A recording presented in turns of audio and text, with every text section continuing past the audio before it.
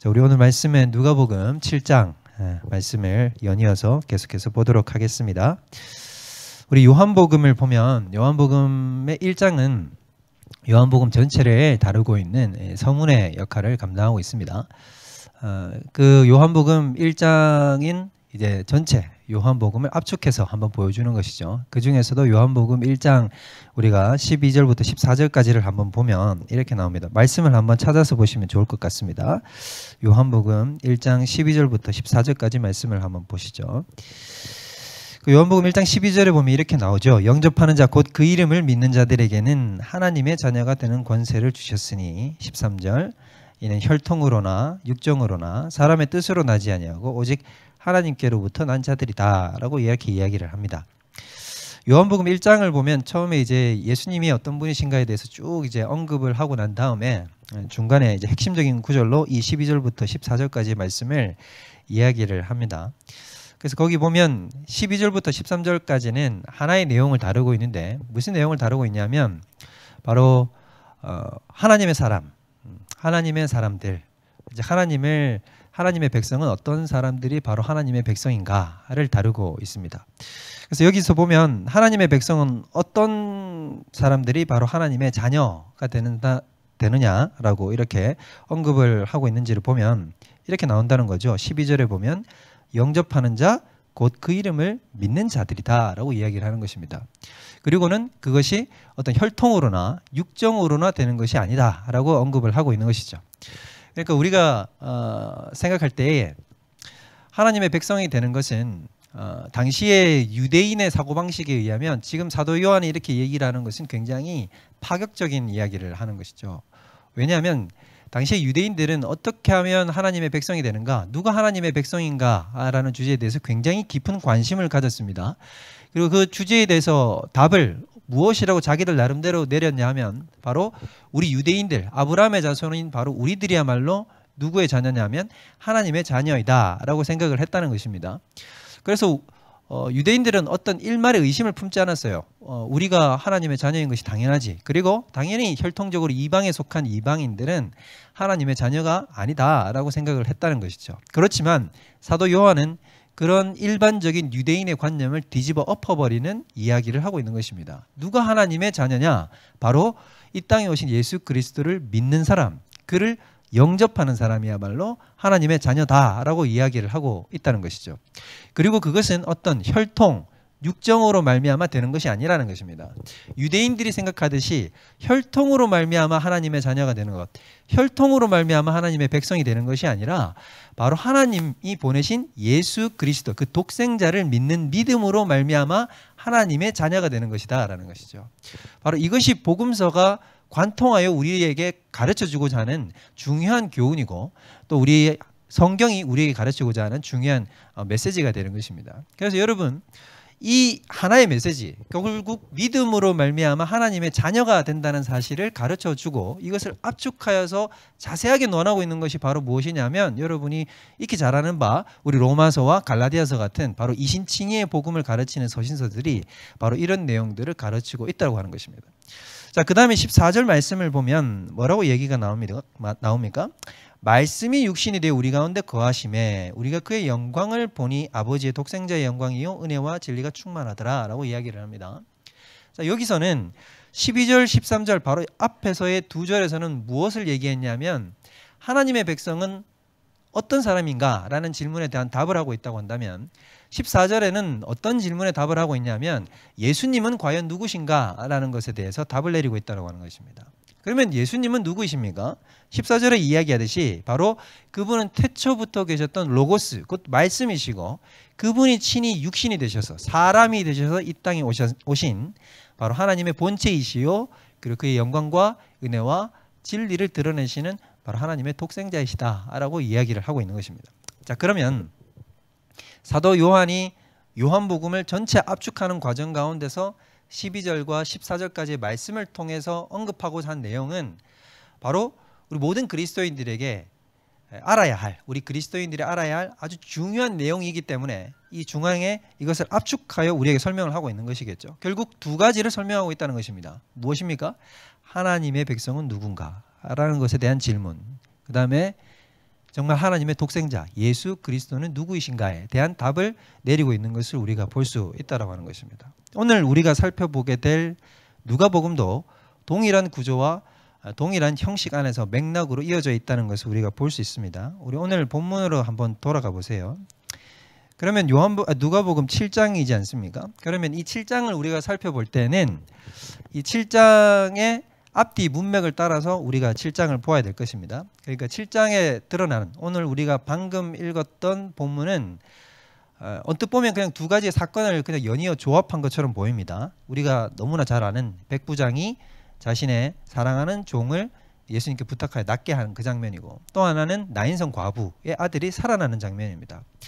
자, 보면은 이 7장의 배경이 왜 이렇게 나오게 됐는가? 여러분들은 항상 기억해야 될 것은 무엇이냐면 성경에서 나오는 모든 사건이나 구절 하나하나들은 이 성경의 저자가 성령님이시기 때문에 성령님께서는 허투루 이 모든 것들을 배열하지 않으신다는 것입니다. 다 하나님의 완벽한 의도를 가지고 이 모든 것들이 배열되어 있다는 것이죠. 그러면은 이 7장의 이 두 가지 사건이 연이어 배열이 된 것은 무엇을 따라서 배열이 되는 것이냐면 6장에서의 설명을 따라서 배열이 되는 것입니다. 그러면 우리가 익히 여러분들이 새벽 예배 시간에 우리 6장에 대해서 배웠죠.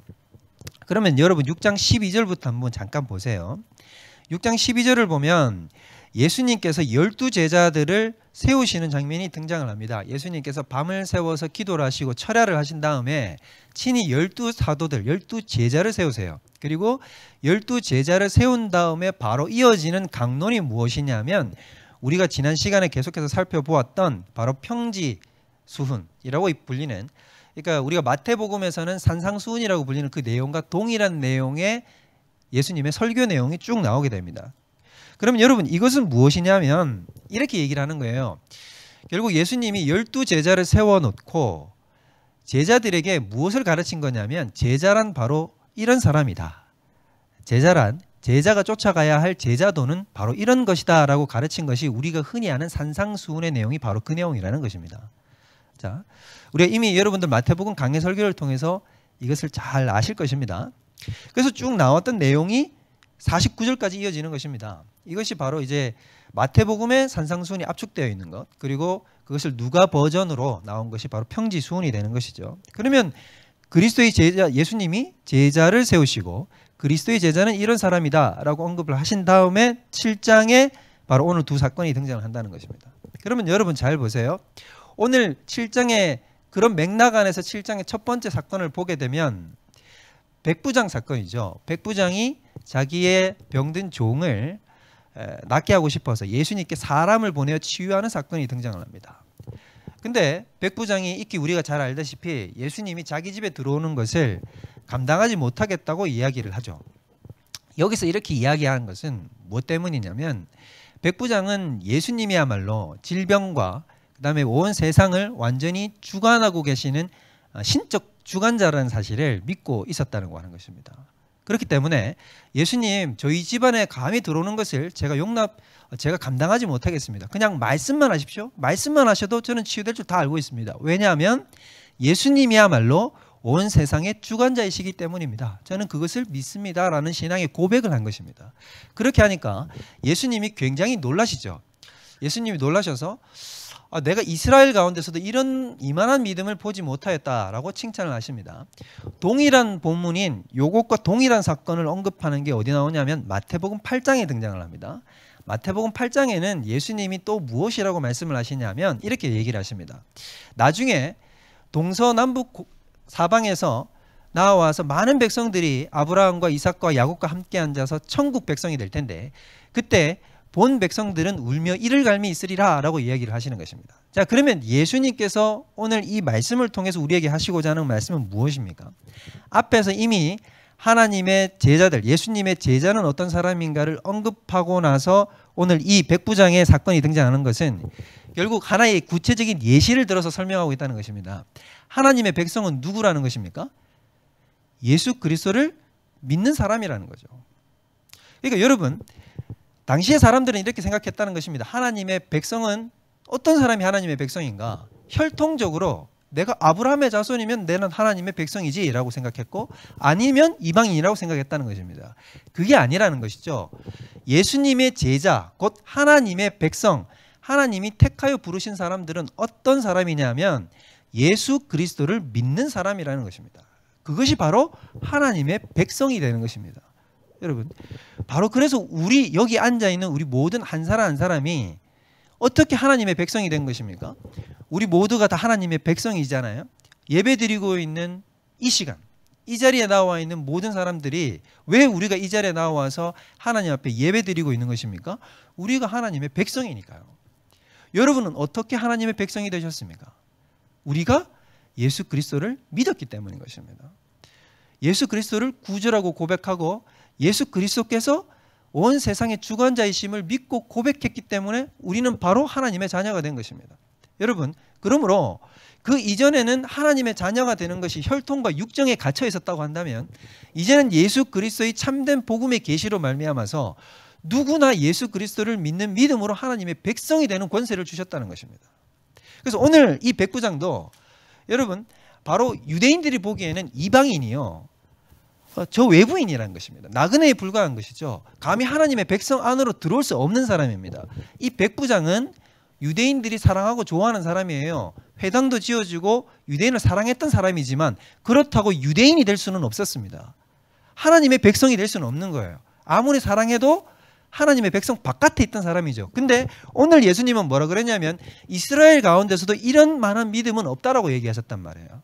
그러니까 예수님이 우리에게 얘기하시는 것은 진정한 하나님의 제자, 예수님의 제자, 하나님의 백성은 믿음으로 말미암아 그 하나님의 백성이 된다라고 이야기하고 있다는 것입니다. 여러분, 바로 우리가 바로 이 백부장과 같이 그렇게 부름받은 하나님의 사람인 것입니다. 이것보다 더 큰 감격과 기쁨과 은혜가 어디 있겠습니까? 우리가 하나님의 백성 되었기 때문에 오늘 이 자리에 나와서 우리 함께 예배하고 기뻐할 수 있는, 그리고 주님께 나아가서 우리의 모든 소원과 주님과 말씀과 믿음의 교제를 나눌 수 있는 우리 모든 하나님의 한 백성 한 백성이 되었다는 사실인 것입니다. 자, 그 다음에 나타나는 사건은 무엇입니까? 과부의 아들을 살리시죠. 자, 여기 보면 또 11절에서부터 17절까지 나인성에 들어가십니다. 아주 자그마한 성이에요. 이 나인성에 들어가셔서 예수님께서 이 과부의 아들을 살리시는데, 여러분 좀 굉장히 흥미로운 사건이죠. 자, 이 사건을 보시면 이렇게 나타납니다. 예수님께서 나인이라는 성에 들어가셔서 제자 무리가 함께 많이 동행을 하고 있는데, 그 와중에 그 성의 입구에서부터 마침 장례 행렬이 나오고 있는 거죠. 그 장례 행렬이 바로 주인공이 누구냐면 과부였습니다. 여러분, 과부는 이때 당시에 과부는 모든 것을 잃어버린 정말 불쌍한 처지의 여인, 그러니까 완전히 사회의 가장 최저층을 형성하고 있는 사람이 바로 과부가 되죠. 여자는, 어떤 당시의 여자들은 경제적인 주도권이 없었기 때문에 먹고 살 길이 막막한 겁니다. 남자의 보호 아래 없으면 정말 살아갈 수 있는 힘이, 여력이 전혀 없는 거죠. 그런데 어떤 면에서 자신의 마지막 봉양자요, 자기가 마지막으로 기댈 수 있는 존재가 누구였겠습니까? 과부에게는 그 하나 남은 아들이란 말이에요. 그런데 그 하나 남은 아들마저 죽어버린 처지, 그 처지에 속해 있다고 하는 것입니다. 근데 이 사건이 왜 이렇게 흥미롭냐 하면, 여러분들 보시면 보통의 예수님께서 기적을 베푸시거나 이적을 베푸실 때는 예수님께서 믿음을 보십니다. 그렇죠? 뭐라고 얘기하십니까? 주로 예수님께서 기적을 행하실 때 내 믿음대로 될지어다 이렇게 얘기하시잖아요. 그런데 오늘 본문을 보면 예수님이 믿음을 요구하시거나 뭔가 이 여인에게 뭔가 다른 것들을 어떤 요구하시는 장면이 전혀 등장을 하지 않아요. 그냥 예수님께서 어떻게 된 거냐면 나인이라는 성에 가셨는데 마침 그 자리에 장례 행렬이 나왔고, 그 장례 행렬에 나오는 그 당사자는 너무나 불쌍한 당시의 사회 최저층을 형성하고 있는 과부였고, 과부의 마지막 희망인 자신의 아들이 죽어버린 정말 처참하기 이를 데 없는 바로 그 상황이었는데, 예수님께서 불쌍히 여기서 다가가셔서 무엇이라고 말씀하셨냐면 울지 말라라고 이야기하시고 그의 아들을 살려주시는 장면이라는 것입니다. 자, 그러면 여러분 이 장면을 잘 보시면 이 장면도 결국 무엇을 보여주는 거냐면, 앞서 우리가 요한복음에서 보았듯이 요한복음 12절 13절에 무엇이라고 나왔습니까? 처음에는 하나님의 자녀가 어떤 사람인가 라는 질문에 대해서 답을 했잖아요. 똑같이 우리가 누가복음 앞에서의 우리 백부장 사건도 하나님의 백성은 누구인가에 대한 답을 내리는 하나의 예시였습니다. 오늘 이 뒤에 나오는 것도 무엇이냐면 요한복음에서도 똑같이 무엇이라고 얘기했습니까? 그 뒤에는 말씀이 육신이 되었다고 이야기를 했습니다. 예수님이 누구이신가에 대한 답을 내렸었죠. 똑같이 하나의 사건을 통해서 언급하는 답을 내리고 있는 21절에서부터 17절까지 사건은 바로 무엇을 얘기하고 있냐면 예수님은 과연 어떤 분이신가에 대한 답을 내리고 있다고 하는 것입니다. 자, 예수님은 어떤 분이십니까? 이 11절에서 17절까지 나오는 나인성 과부를 살리는 사건은 우리 인류가 처해 있는 모든 환경과 여건을 그대로 여실히 드러내어서 보여주게 됩니다. 자, 왜 그러냐면 자, 과부라는 것은 여러분 결국 무엇을 보여주는 것입니까? 모든 우리의 인생인 것이죠. 이 땅에 살아가고 있는 하나님을 떠난 죄로 말미암아서 하나님을 떠나 있는 인간의 처지야말로 바로 과부와 같이 비참하기 이를 데 없는 인생이라는 것입니다. 바로 그것이 누구입니까? 바로 이 땅에 살아가고 있는 우리 모든 한 사람 한 사람, 하나님을 떠나 있는 모든 인류, 그들은 바로 어떤 존재들이냐면 겉으로 어떻게 보이든 상관없이 영적으로는 완전히 파산하여 하나님의 도우심 없이는 살아갈 수 없는 과부와 같은 존재가 바로 우리들이라는 것입니다. 근데 그 과부 같은 그 존재에게 지금 자신의 힘으로는 해결할 수 없는 죽음과 사망의 권세가 임해버린 거죠. 근데 이 과부는 예수님을 알았습니까? 예수의 존재를 알아서 구해달라고 고백하고 외치고 나를 여기서 건져달라고 외쳤습니까? 그러지 않았습니다. 예수님께서 어떻게 하셨냐면 일방적으로 나인성 과부에게 찾아오신 것입니다. 여러분, 인류가 하나님께 부르짖었기 때문에 예수님이 이 땅에 오신 것이 아니죠. 예수님이 먼저 우리를 사랑하신 것입니다. 하나님이 그 긍휼과 은혜와 자비로 우리를 사랑하셨기 때문에 자신의 독생자를 보내신 것입니다. 요한복음에서 말씀하시듯이 독생자에는 은혜와 진리가 충만하더라. 그 은혜가 무엇입니까?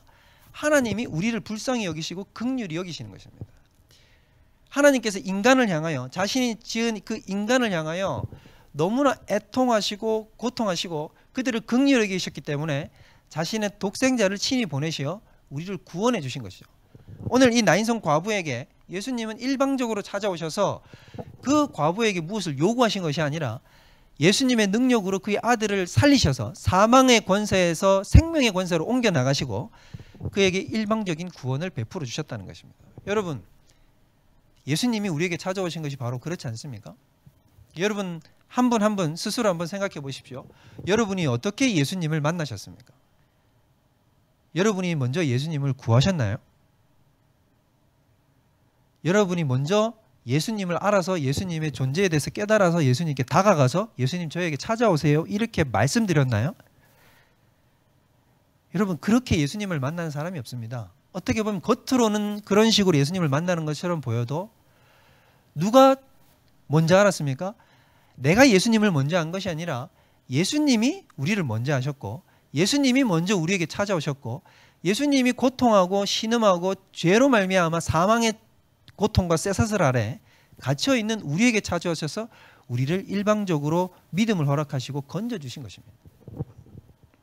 결국 여러분, 오늘 이 본문을 통해서 하나님이 우리에게 말씀하시고자 하는 것은 무엇이냐면 두 가지를 압축해서 말씀드렸다고 했죠. 하나님의 백성은 어떤 사람인가? 결국 믿음으로 말미암아 주의 백성이 된다는 것. 두 번째는 무엇이라고요? 예수님은 누구이신가? 라는 것입니다. 여러분, 그러면 굉장히 이상하지 않습니까? 여러분, 이것이 우연의 일치처럼 보이십니까? 요한복음에서도 똑같은 순서와 맥락으로 그런 부분들에 대해서 언급을 하고 오늘 누가복음에서도 똑같이 이런 사건들을 통해서 하나님이 우리에게 이런 부분들을 이야기하고 계시다는 것은 여러분 결국 무엇을 뜻하는 걸까요? 굉장히 이 두 가지를 아는 것이야말로 중요하다는 것을 하나님께서는 우리에게 보여주시고 있다는 것입니다. 여러분, 우리가 어떻게 하면 하나님을 기쁘시게 하는 삶을 살 수 있을까요? 여러분 생각해 보셨습니까? 우리가 어떻게 하면 나의 주인 되신 하나님을 기쁘시게 하는 삶을 살 수 있겠습니까? 내가 무엇을 하면 하나님이 기뻐하실까요?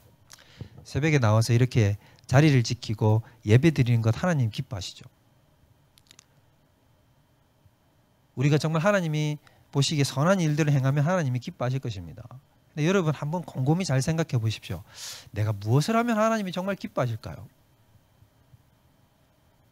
많은 것들이 있겠지만 성경에서는 이렇게 말씀을 하고 계십니다. 하나님께서는 여러분 우리가 무엇을 할 때 하나님이 정말 기뻐하시냐면 하나님은 이런 존재세요. 하나님은 자기 자신을 우리에게 드러내어 보여주시고 가르쳐주고 싶어 하십니다. 자, 다시 한번 말씀드릴게요. 하나님은 어떻게 하시고 싶어 하시냐면 하나님은 자기 자신을 우리에게 주고 싶어 하시고 우리에게 가르쳐 주고 싶어 하신다는 것입니다. 왜 그런 줄 아십니까? 여러분, 하나님은 우리에게 제일 좋은 것을 우리에게 주고 싶어 하시거든요. 우리가 하나님의 자녀이니까. 그죠? 당연하지 않겠습니까? 그럼 하나님의 자녀인 우리에게 가장 좋은 것을 주고 싶어 하시는데 하나님에게 있어서 가장 좋은 것은 바로 하나님 자신입니다. 하나님 자신. 그래서 여러분, 하나님은 우리가 무엇을 할 때 굉장히 기뻐하시고 행복하시냐면 우리가 하나님 자신을 알 때 그때 그렇게 기뻐하시고 행복해 하십니다. 여러분, 하나님께서 오늘 어떻게 하면 하나님의 자녀가 되는가? 믿음으로 말미암아 하나님의 자녀가 된다. 그리고 이 땅에 보내신 예수 그리스도가 누구이신가를 드러냈잖아요. 결국 이것은 여러분 하나님의 구원의 계획과 하나님의 독생자가 누구이신지를 깨달아 아는 거죠. 바로 이것을 하나님은 기뻐하신다는 것입니다. 오늘 여러분 예배 자리에 나오신 여러분 모두 우리 한 사람 한 사람들이 하나님을 아는 가운데 자라가시길 바랍니다. 우리가 오늘 하루 하나님께서 우리에게 주신 말씀의 교훈과 메시지는 바로 이것입니다. 너희는 나를 알으라는 것입니다. 그것입니다. 하나님의 백성, 너희가 어떻게 하나님의 백성이 되었는가? 예수 그리스도를 믿는 믿음으로 말미암아 되었다는 사실, 그리고 하나님의 아들 독생자이신 예수 그리스도가 어떤 분임을, 얼마나 긍휼과 사랑과 안타까움으로 우리에게 다가오셔서 우리를 구원하시려고 하시는가에 대한 그 깊은 영적인 깨달음이 너희 속에 있기를 원한다고 우리 하나님은 말씀하고 계시다는 거죠. 여러분, 예레미야 말씀에 보면 이렇게 나옵니다. 예레미야 9장 23절 24절에 보면 앞에 화면에 보시면 나오죠. 여호와께서 이와 같이 말씀하시되 지혜로운 자는 그의 지혜를 자랑하지 말고 용사는 그의 용맹을 자랑하지 말고 부자는 그의 부함을 자랑하지 말라. 자랑하는 자는 이것으로 자랑할지니 곧 명철하여 나를 아는 것과 나 여호와는 사랑과 정의와 공의를 이 땅에 행하는 자인 줄 깨닫는 것이라. 나는 이 일을 기뻐하노라. 여호와의 말씀입니다. 여러분, 바로 이것인 것입니다. 하나님께서는 우리를 구원하시기 위해서 이 땅에 예수 그리스도를 보내주셨습니다. 그리고 그 하나님의 사랑을 예수님으로 말미암아 깨달아 알고 바로 우리가 그분을 믿는 믿음으로 말미암아 하나님의 자녀되었다는 사실을 깨달아 하시는 저와 여러분들 되시기를 주님의 이름으로 축원드립니다. 단순하게 오늘 하나의 말씀을 배워서 지식적으로 성장했다 이것이 아니라 정말 마음과 마음이 통하고 인격과 인격이 통하고 영과 영이 통하여 하나님을 아는 지식 가운데 성장하는 것, 바로 그것을 하나님은 지극히 기뻐하십니다. 오늘 새벽에 우리를 말씀 가운데로 부르신 그 은혜를 체험하시고 오늘도 주님을 조금이라도 더 알아가시고 하나님의 백성으로서 기뻐하시고 감격하시는 저와 여러분들 되시기를 주님의 이름으로 축원드립니다. 우리 다 같이 기도하도록 하겠습니다. 우리 시간에 우리 기도하실 때 우리 예수님께서는 참된 제자가 누구인가를 길게 논하시고 말씀하시고 난 다음에 정말 오늘 이 백부장처럼 예수 그리스도가 누구이신가를 알고 믿음으로 나아가는 사람을 참된 하나님의 백성이라고 칭찬하시고 너무나 기뻐하셨습니다. 이스라엘 가운데 이런 믿음을 만나보지 못했다. 이방인 가운데 이런 믿음이 있다는 사실이 참으로 너무나 기쁘고 감사하다 라고 고백하시는 우리 예수님의 모습, 그 희열을 여러분들 느끼고 계십니까? 또한 예수님은 자기가 누구이신지 나인성 과부의 사건을 통해서 친히 보여주시고 계시하십니다. 내가 사망 권세를 깨트리러 이 땅에 왔고 너희들이 나를 알지 못했지만 내가 너희를 먼저 알고 너희를 먼저 긍휼히 여겨 너희 가운데 와서 울지 말라 말씀하시며 너희를 사랑한 바로 나를 알아주기를 우리 하나님께서는 간절히 구하고 계신 것입니다. 우리 이 시간에 다 같이 기도할 때 하나님 아버지, 내가 예수님을 더욱더 깊이 알게 해주시고 참으로 하나님께서 주신 그 귀한 생명의 은혜와 진리가 충만하다라는 그 고백을 우리도 할 수 있는 저희들 될 수 있게 해달라고 우리 다 같이 기도하며 나아가도록 하겠습니다. 기도합시다. 하나님 아버지, 우리에게 이 귀한 은혜를 허락하신 것을 감사합니다. 혈통으로나 육정으로나 인간의 뜻으로 말미암아 하나님의 자녀가 되는 것이 아니라